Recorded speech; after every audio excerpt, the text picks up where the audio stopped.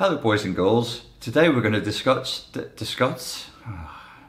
Nietzsche. See, the ch of the Nietzsche got into my discuss and it became discuss teacher the Nietzsche. Which is, I'm sure is something you really want to do. This morning you woke up, you're like, if only Richard would do a video about Nietzsche. God, I've been waiting so long for that. So I did a video that was called Your Fake Morality and How It Keeps You Locked into Narcissistically Abusive Relationships. And then I was doing a bit of traveling, right, and I went to Vienna and I had a book because I wanted to read a book, like a paper book, and I left it in the hotel. I was reading Cormac McCarthy's Blood Meridian. It's pretty gross, but it's pretty cool as well, if you can stomach that kind of thing, and I lost it. So then I came to another place. I came to Greece, and the place where I'm staying in, they just have random books, and I saw a book that was titled Nietzsche, and I'm like, I'm never going to be able to penetrate that. Let's have a little look. I'll take it with me as I'm, you know, going round and that, and I'll have a little look inside of it because I didn't have a book to read, and I was blown away. I found that there is something in Nietzsche called slave morality, which is not that dissimilar to what I was trying to describe with fake morality, but it goes way further. And the implications are much more, you know, wide-ranging and you know, possibly devastating from a systemic point of view. So what was I talking about? I was talking about people who were neurotically inclined, people like myself, to be subservient to a bullying and excessively demanding partner in a relationship. Again, I'm not trying to trigger anybody here. I'm talking about me. So there isn't like a you, there's an us. And that we've called that codependency because at the moment there isn't like a massively better word that describes it as quickly or as functionally as that. So the codependent is, if you will, brainwashed through trauma bonding in childhood to be neurotically subservient to an excessively demanding and bullying partner. And I have been on that roundabout many a time, round and round the merry-go-round. And what I was trying to describe is that what we want to avoid is having a post hoc justification for what is essentially neurotic behavior. Like, it's not normal, or let me see, it's not, you could say neurotypical, it's not particularly sane, it's not particularly sovereign for a person to want to be in a subservient position in a relationship where all of their needs are pushed to one side in favor of somebody else's needs, and that it probably is coming from trauma in childhood, but not always. It can be trauma from adulthood that causes it, but that's a little bit more rare. It's usually a very demanding and abusive parent, whether that abuse is overt or covert, that's instilled that into the mind and into the heart of the codependent. So they're like, okay, this is what love is. Love is not horizontal, love is not equal. Love is you get what you want whilst I second guess what you want and try and give it to you before you can even think of what it is that you want. Because I'm just totally tuned into your needs and I become invisible. I just completely abandon myself, which is what I was trained to think love was in childhood. Not a very healthy response, right? Your boundaries have been shattered and all of your beliefs around love have become warped. The psychiatrists will call this, you know, attachment trauma, and you'll now have a corrupted attachment style, way of knowing love. Okay, so what does that create? It creates post hoc justifications, like the ones that I had, that being in a relationship where your needs are being knocked to one side for the needs of another human being, which is intrinsically and on its face morally repugnant, becomes justified with religiosity and sort of like a pseudo-spirituality or a pseudo or fake morality. It is good that I give myself away to suit the needs of another human being. False. It is righteous and dignified and holy that I choose, not choosing, that I choose to serve the needs of another before myself. And I called that a fake morality. And the purpose of the video was to have a title that was controversial and debate inspiring, and the video was supposed to be provocative, and it was. If you go and watch that video, most people got it. The vast majority of people knew very well exactly what I was up to, and they understood it, but some people were really, really upset by it because what they heard was, your morality is fake. or you're an immoral person, or you're a fake person with no morality. And what I was saying was fake morality, brackets around fake morality. How your fake morality, you may be, even as a codependent or somebody who's experienced a lifetime of trauma and has a messed up attachment style, you may have an authentic morality.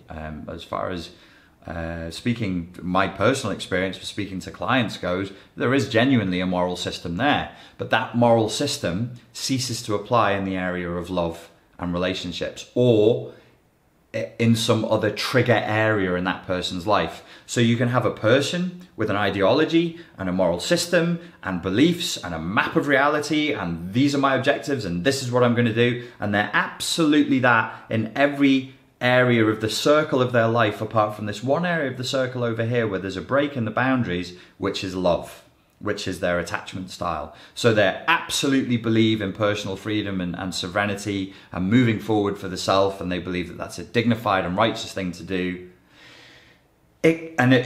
Except when it's their boyfriend, except when it's their girlfriend, except when it's their husband, their wife, or maybe a family member. The point here is intimacy. Sexual relations are incidental. It's all about intimacy and people being close. So you're actually triggered by intimacy to switch off your normal moral system, your normal ideology, and go into this brainwashed zombie state where you're like, yeah, I absolutely value self-assertiveness and I absolutely have the capacity to have conflict. And if I'm at work and somebody is rude to me at work, I don't go into an emotional flashback when they're rude to me, a colleague is rude to me, and I turn around to them and go, hey, you dickhead, don't fucking talk to me like that, or I'm going to bang your house. And I don't, you might be angry, or you might feel righteous indignation, but you're not, which is an emotion, but you're not going into an emotional flashback. So there's a difference between the righteous emotion, or the authentic emotion in the moment, which is about what is happening here and now, and an emotional flashback, which is like old, constipated ghost emotion that is firing up from a situation that is like this from my distant past, but is not this. Okay, so there's a difference between authentic emotion and emotional flashbacks. So in the workplace, I might be able to have conflict all day long. I might actually enjoy conflict. But as soon as I come home and I'm in the bedroom or in the kitchen and in the intimate spaces with my partner, suddenly I can't do conflict. Suddenly I'm accessing reality through a whole different map.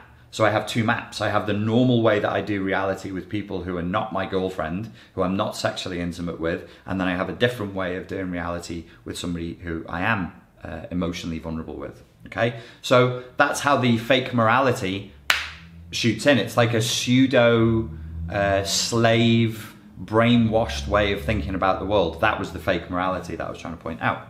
Back to Nietzsche. So Nietzsche talks about slave morality.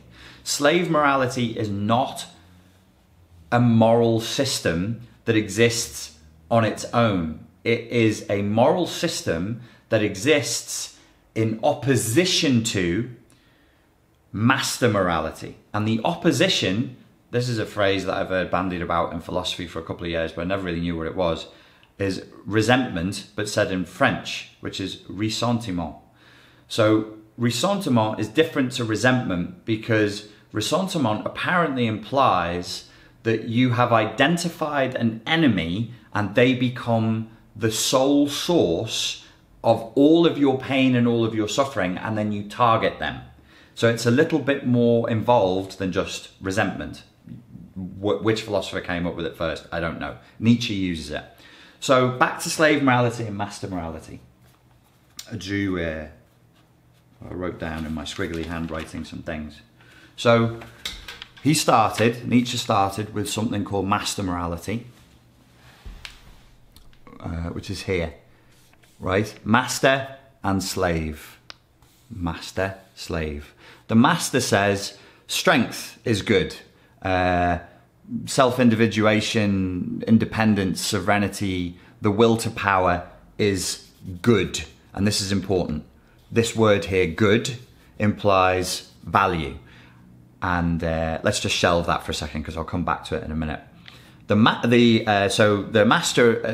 morality is My strength is good, my nobility is good, that which I do is good and righteous. The slave morality that is born of ressentiment, which is in reaction to the master morality, is weakness and humility are holy. That's not in focus, is it? Hang on, get in focus. Let me get my face out, and then the camera is going to learn what I want it to do, because it's clever. There we go, clever camera. My face is out of focus. Oh no, stop moving my face. Anyway, that there, you're gonna have to trust me, because every time I move, the camera thinks that's what it wants me to focus on. Slave morality says weakness and humility are holy. Holiness is even better than good. So before I said strength is good. Well, we, the slaves, we think weakness and humility are good. In fact, better than good. They're holy. Domination and strength are not good. They're so not good that they're evil. And that wasn't, back in the day, good and evil wasn't a thing in the way that it is today. This is actually evil. Evil implies... Oh, it's in focus. I need to get my face out of shot. Okay, as the camera is learning, so am I.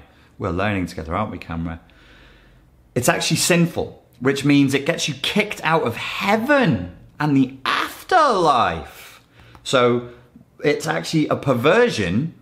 The slave morality is a perversion. It's a fake morality. It's not like a moral code. It's not a moral system. It's saying things like humility is good. Well, humility might be good or virtuous if you chose it, but if humility is forced upon you, and then you go, I feel bad about the fact that I'm in a humble position and I really don't want to be. I want to be in a powerful position.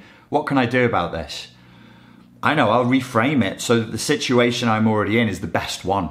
Yeah, I'm a slave. Yeah, I have nothing. Yeah, my condition is one of absolute wretchedness. Instead of saying, holy shit, we're slaves. Damn, we need a Spartacus, who, that wasn't his real name. He was nicknamed Spartacus.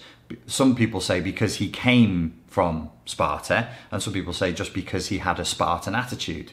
It was just his nickname. They were like, Sparty. Get Sparty in here. He's the leader of the slave revolt. Yeah, they all died. They all got crucified, which kind of sucked. But they did something about their slavery. They said, fuck this slavery shit. Fuck this. Let's rise up. Let's kill our masters. Instead of saying, well, yeah, we're slaves, but actually, slavery's pretty good. And even though, yes, our masters enjoy the pleasures of the flesh, orgies, plastic penises, whatever you want, we get to know that in the next life, we will be rewarded. And reading Nietzsche made me realize something. I've always had a real problem with the ethos of the meek shall inherit the earth. I'm like, well, first of all, that's not true. And secondly, that implies, so what that is saying is the meek shall inherit the earth means the most humble will win. Well, that means you want to win. The meek shall inherit the earth is only a consolation for a person who wants to inherit the earth. These are the same people who are supposed to be foregoing earthly pleasures and earthly gains in favor of a spiritual pleasure from the next life. How are they consoled? Don't worry, you'll get all the really good, all the Roman orgies, all the, all the Greek nobility and the capacity to self-individuate. We don't get that now, but we get it in the next life and it's really good. So you're on the one hand, you're going, I don't want that anyway. It's a really perverted and corrupt, perverted and not in the sexual way, in that which has deviated from its normal path. It's kind of bent back upon itself, and you're now in this weird twitchy state where you're going, oh God, I really want that thing. No, I don't. Don't let me think about it too much. I'll have to put like a band around my arm and squeeze it and make the spikes go in just to make the demons of lust go away. So how does this apply to the master-slave morality? Where does this apply with narcissism, codependency? This is not a good equivalency. These two things are not supposed to go together. I'm shoving them together crudely because I'm not a philosophy professor or a psychology professor. I'm a guy on YouTube. I'm wearing a vest. I'm talking about Nietzsche. I can do whatever I want. It's awesome. I don't have to worry about a salary being withdrawn or somebody telling me off afterwards for swearing. So we had the master and the slave there. Here we have the narcissist and the codependent. And do not draw an equivalency here too completely or too readily. Don't make it too neat. Don't conclude too much inside of your own head, okay? Because it's more complex than this. The narcissist says, people serving me is good. We can all agree on that, right? Like, I want narcissistic supply. I want people subservient to me. People serving me is good. Good is of value, right? So the codependent says, foregoing my needs for the other is better than good. It's holy.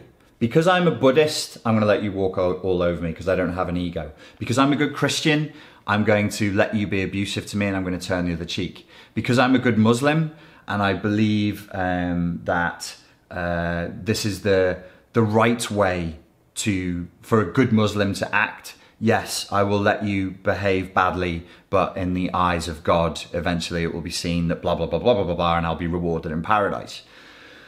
Because I'm a good Hindu, because I'm a good, I don't know, Alawite, because whatever, because of my, or not. I mean, you could take,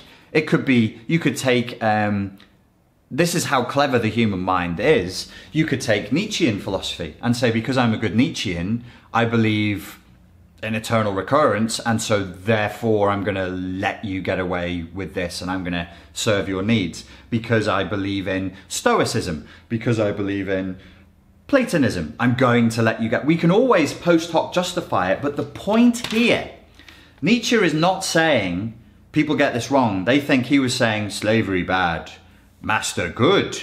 He was saying we need to move beyond all of this. And I said to you about values before, see this word good, as I understand it, and I'm not really bright enough to penetrate Nietzsche properly, I needed another book, which thankfully was here. It's like ayahuasca, the one plant that you take and the other plant you need to activate the first plant. They need to be growing together so you can figure out like, oh, those go together. I just happened to be lucky. I had the DMT and the DMT activator were sat right next to each other on the shelf. It's very kind. What I think is being, the point that is being made here is that we need to reevaluate value itself. And then people say, well, is Nietzsche a moral philosopher? Not really, because he didn't promote a system of morality, but it's kind of a meta-philosophy in which he's saying, or implying, perhaps, isn't it time we consciously question that which we consider to be good or of value? And I say the same thing to you. I'll be like the evil little Nietzsche of the narcissism world and say, isn't it time we challenged our values? In terms of codependency, which is pretty much all the time that I've seen it, is rooted in childhood trauma, is rooted in complex post-traumatic stress disorder and emotional flashbacks. It's the emotional flashbacking of the individual. It's the fact that they're already got something going on that keeps them trapped in that relationship and addicted to it and if they lose that one, they go and find another one. I want to challenge people's beliefs as much as anything else. It's clicked for me recently that a big part of the problem is a philosophical problem. Yes, we can go into the pure psychiatry and the psychoanalytic concepts, and I think they're really, really useful, provided they're presented in a more, easy to understand, easy to grasp way. But I think a lot of us, our problem is a philosophical one. Our map of reality is actually malfunctioning. We're going, this is what love is. No, it isn't. And also, if you second person it and imagine another rational person there with you as you're there going, this is what love is. Imagine me or another avatar maybe that you could make up of rationality. There's probably better avatars of rationality than me, in fact. Imagine an avatar, somebody you look up to who you consider to be a rational voice, just saying, no, that isn't love. And also, why the hell would you think it is? And then actually looking at where those ideas and where those concepts might have been entrained into us. Being philosophical is not the therapist or the coach saying, hey, I have some new dogma for you today, shove that down your throat. It's me going, or the therapist or the coach saying, well, what do you think? can we get? I mean, I love doing that in coaching sessions, and sometimes I'll do it in seminars with people. They'll ask me a question, and they'll be like, "Oh, tell me what the answer to this is." And I'm like, "Well, what do you think? Let's be philosophical. Let's explore the possibilities here. Because if I just give you answers, I'm going to be an answering machine, and you're going to be an answer receiver, and you're just going to get into that mode. We're going to entrain you into a mode of being like, put more fish in here." Instead of, you go find the fucking fish. Maybe that fish isn't, you have options. There is other stuff you can eat. There's lasagna.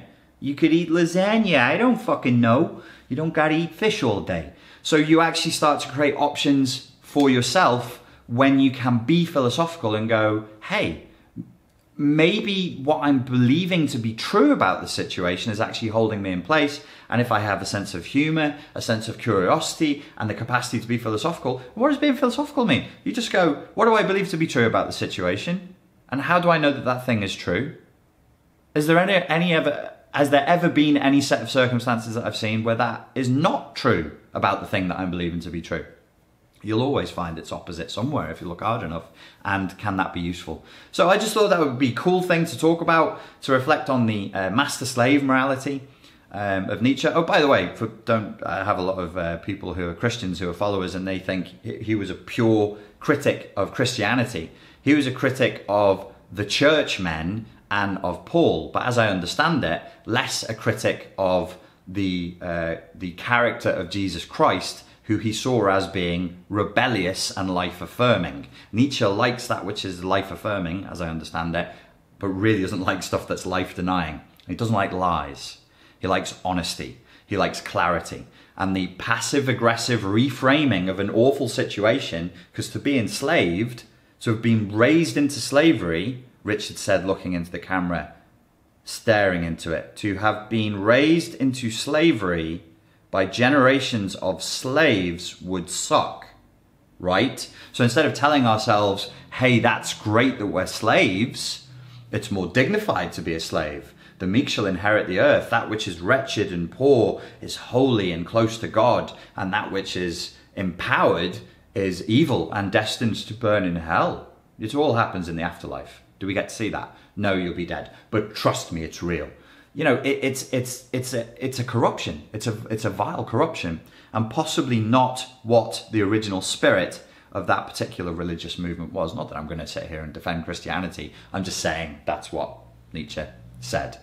My bigger issue wouldn't be with Christianity directly, but would be with an implicit doctrine that we live in. Christianity, and all of the Abrahamic religions have seeped into a lot of world culture, and a lot of governance, even economic systems, you can argue, are based in ideas that come from the Bible and from Christianity itself. Our legal system certainly does. And that within that, when you have within the software, within the small print of the language coding of the software, these little blips and viruses, it can have huge and awful impacts in another place down the road. So if we've got in the software, being meek is good, being poor and wretched is an excellent and spiritually clean state to be in, I'll just give you one example. What impact does that have on people's beliefs around money and success? People struggle like fuck. I mean, I could run seminars from now until the day I die, just helping people to overcome their nasty beliefs around money and success. And I would be busy every week because it's huge. That's one example. That's one example of how just that one little belief, the idea of being lowly is good and being high and strong is bad. Okay, well, what happens to people who get into positions of strength and power? If they've seeped in the culture, they'll get sick. Because on one level, it's in their heads, they're going, this is wrong, I'm a sinner now, I won't get into heaven. Now, their rational mind might be going, there's no heaven, dude. But the unrational and the unconscious is going, I was taught when I was a very small child there was, and I suspect that there might be. You're going to get a lot of unconscious resistance, a lot of feelings of guilt, and a lot of issues. Do you see what I'm saying here? I'm not in a position to critique religions because I'm not educated enough on that, but I am in a position to offer advice around psychology and how different little bits and pieces, coordinates, and culture can affect our psychology on a day-to-day basis. like people who get stuck in abusive relationships because they think there is something morally dignified about being subservient to another person's needs. I hope you enjoyed that, and if nothing else, it gave you something to think about. And for some people, it might actually help them heal. Maybe that would be cool. Thank you very much for your time and your attention, and I look forward to speaking to you soon. Cheers.